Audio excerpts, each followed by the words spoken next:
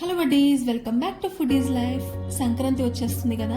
ఈ సంక్రాంతికి మన ఆంధ్ర స్పెషల్ నేతి బొబ్బట్లు ఎలా ప్రిపేర్ చేసుకోవాలో ఈ వీడియోలో చూద్దామా. మరి ఫస్ట్ టైం చేసే వాళ్ళకి కూడా ఎటువంటి ఫెయిల్ అనేది లేకుండా కొలతలతో టిప్స్తో చక్కగా చెప్పాను. వీడియోని ఎండ్ వరకు చూడండి. అండ్ అలాగే మనం వీడియోలోకి వెళ్ళే ముందు నేను ఒక రిక్వెస్ట్ అయితే చేయబోతున్నాను. మన ఛానల్ అయితే 1000 సబ్స్క్రైబర్స్కి దగ్గరలో ఉంది. సో మీరు ఒకసారి నా వీడియోస్ అన్నీ చూసి నచ్చితే సబ్స్క్రైబ్ చేసుకోండి. సో ఫస్ట్ ప్రాసెస్లోకి వెళ్ళిపోతే ఇక్కడ నేను పచ్చిశనగపప్పును తీసుకున్నాను. అలాగే దీని కొలత ఏంటి అంటే 1.5 గ్లాస్ పచ్చిశనగపప్పును తీసుకున్నాను. మనం ఏ గ్లాస్తో అయినా ప్రిపేర్ చేసుకోవచ్చు. గ్లాస్ కొలత అయితే ఇదన్నమాట. సో 1.5 గ్లాస్ పచ్చిశనగపప్పుని గిన్నెలోకి వేసుకోవాలి. ఇలా వేసేసుకొని వాటర్ని పోసేసి 1-2 సార్లు బాగా శుభ్రం చేసేసుకోవాలి. ఇలా శుభ్రం చేసేసుకుని వాటర్ని సెపరేట్ చేసేసుకున్న తర్వాత ఈ గిన్నెలోకి 1 గ్లాస్ వరకు వాటర్ని పోసుకున్నాను. ఇలా వాటర్ని పోసుకున్న ఈ గిన్నెని కుక్కర్లోకి అయితే పెట్టుకోవాలి. అంటే ఆల్రెడీ కుక్కర్లో 1/2 గ్లాస్ వాటర్ అయితే కుక్కర్లోకి పెట్టుకున్న తర్వాత పైన ఒక మూత అయితే పెట్టుకోవాలి. ఆ తర్వాత కుక్కర్ మూతను పెట్టేసి విజిల్ని పెట్టి 3-4 విజిల్స్ వచ్చేంత వరకు ఉంచుకోవాలి. ఈ లోపల మనం పిండిని అయితే ప్రిపేర్ చేసుకుందాము. దానికోసం ఒక ప్లేట్లోకి ఇక్కడ నేను 2 గ్లాసుల మైదాని అయితే వేసుకుంటున్నాను. అందులోకి చిటికెడు ఉప్పును వేసుకోవాలి. ఇలా ఉప్పు వేసుకున్న తర్వాత ఒకసారి పిండి అంతా కూడా కలుపుకోవాలన్నమాట. ఇలా కలిపేసుకున్న తర్వాత వాటర్ని కొద్దిగా యాడ్ చేసుకుంటూ పిండి ముద్దలా కలుపుకోవాలి.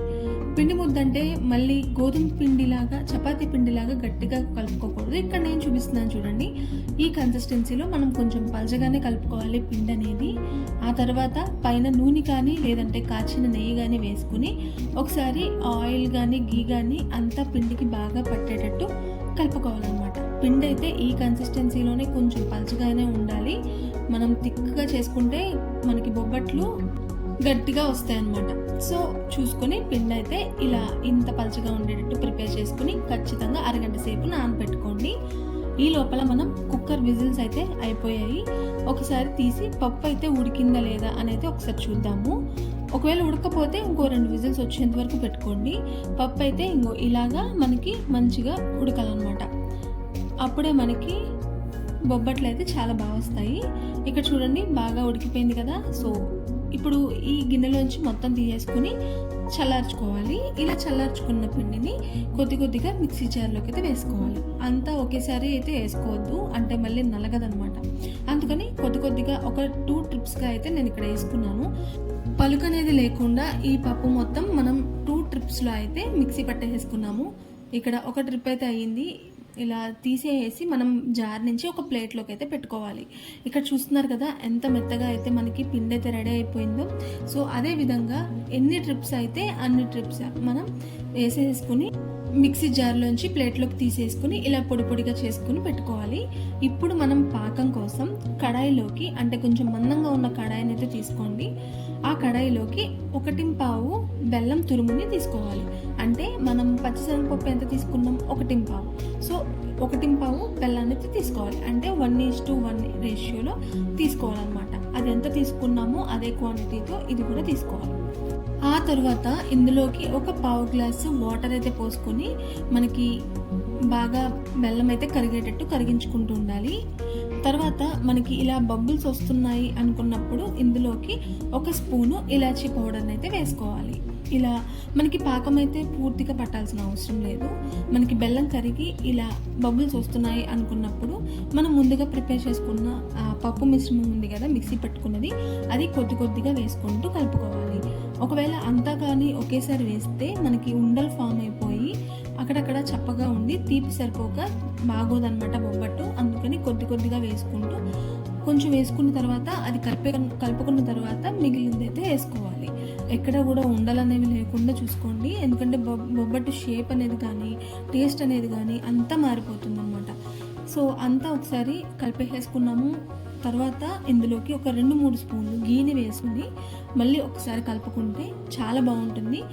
ఫ్లేవర్ పరంగా కానీ టేస్ట్ పరంగా కానీ చాలా బాగుంటుంది. నెయ్యి వేసుకుని కలిపేసుకున్నాం కదా. ఇప్పుడు మనకి ఇలా పిండి అనేది ప్యాన్ నుంచి సెపరేట్ అవుతుంది అనుకున్న తర్వాతే మనం స్టవ్ అయితే ఆఫ్ చేసేసుకొని ఈ మిశ్రమం మొత్తాన్ని కూడా ఒక ప్లేట్లోకి అయితే తీసేసుకోవాలి. ఆ తర్వాత మనం చేతికి గీని అప్లై చేసేసుకొని కొద్దిగా పోర్షన్స్గా మనం తీసుకోవాలి. ఇలా తీసేసుకొని రౌండ్గా బాల్స్లో అయితే ప్రిపేర్ చేసుకోవాలి. అన్నీ కూడా ఒకే క్వాంటిటీతో చేసుకోండి. మీకు కొలతగా కావాలి అనుకుంటే ఒక పెద్ద స్పూన్తోనో గరిటెతోనో తీసుకొని అన్నీ కూడా ఒకే సైజులో అయితే ప్రిపేర్ చేసుకోండి.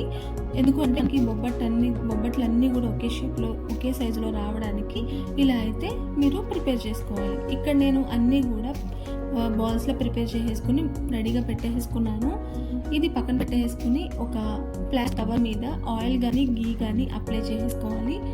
ఆ తర్వాత మనం మైదాపిండి మిశ్రమాన్ని కొద్దిగా తీసుకుని చేతి మీదే ఇలా స్ప్రెడ్ చేసుకోవాలి. ఒకవేళ మీకు రాదు అనుకుంటే ప్లేట్ మీదైనా కానీ స్ప్రెడ్ చేసేసుకోండి. ఆ తర్వాత మధ్యలో మనం ప్రిపేర్ చేసుకున్న పూర్ణం ఉంది కదా, ఆ బాల్ని మధ్యలో పెట్టేసుకొని ఇక్కడ నేను చూపిస్తున్నట్టు ఫోల్డ్ చేసుకోండి. అలా ఫోల్డ్ చేసుకున్న తర్వాత ప్లేట్ ఉంది కదా, పేపర్ ఉంది కదా, దాని మీద పెట్టేసుకుని ఇలా ఫింగర్ టిప్స్తో మనం స్ప్రెడ్ చేసుకోవాలి. ఇలా స్ప్రెడ్ చేసుకుని మంచి రౌండ్ షేప్లోకి ప్రిపేర్ చేసుకున్న తర్వాత దీన్ని ప్లాస్టిక్ పేపర్ నుంచి సెపరేట్ చేసుకోవాలి. లేదా 1 లేదా 2 స్పూన్లు గీని అయితే వేసుకుని తర్వాత ప్యాన్ కొంచెం వేడెక్కిన తర్వాత మనం ప్రిపేర్ చేసుకున్న బొబ్బట్ని అయితే ఇలా ప్యాన్ మీద పెట్టేసుకోవాలి.